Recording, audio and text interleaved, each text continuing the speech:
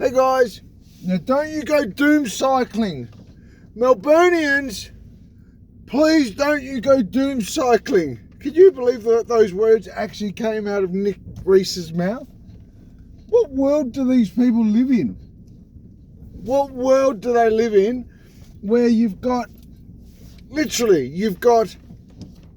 aside the fact that they're probably personally profiting from, don't scare away that Chinese investment money, me and Dan are on a pretty good thing, okay? Gee. That aside, you've got 12-year-old migrant children, 15-year-old migrant children dying. So that's one angle, right? That's that angle. Then you've got gangland war where 22-year-olds are regularly being shot every other day, like at least once a week. But that doesn't hardly make the news. Organised crime. Let them shoot each other. Jeez, we've got bigger things to worry about here. So you've got that. Then you've got domestic violence, which hardly gets reported, but you've got 80,000 incidents somewhere in all that.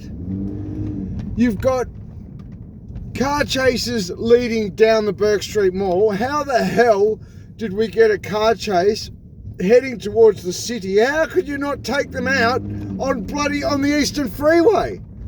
My God. How could you not have intercepted them on the Eastern Freeway before they got anywhere near the Burke Street Mall? Anyway, wouldn't want to question the higher officers, the decision-making processes of Victoria Police. You might get harassed and stalked for a decade. By God, you cannot be angry enough. Honestly, what are they doing to this place? If the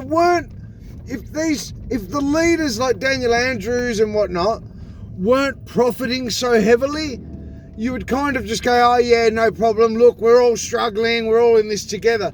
But when you're watching the Daniel Andrews, the Nick Reeses, those at the, in the oligarchy, all profiting massively, when you see organised criminals racking lines of coke, profiting, like just, literally doing a handbag snatch on a monumental scale, just wringing the poor average taxpayer dry.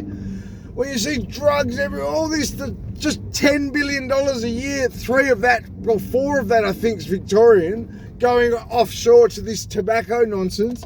When you see all this, and then you see the reverse of that is people dying, children dying, disenfranchised dying. You think, what kind of, what have we become? That greedy, that scumbaggy, where our leaders are more interested in, they see the $100 million prize and they're more interested in that than like the greater good of the state that they were meant to be the leader of. How disgusting, right?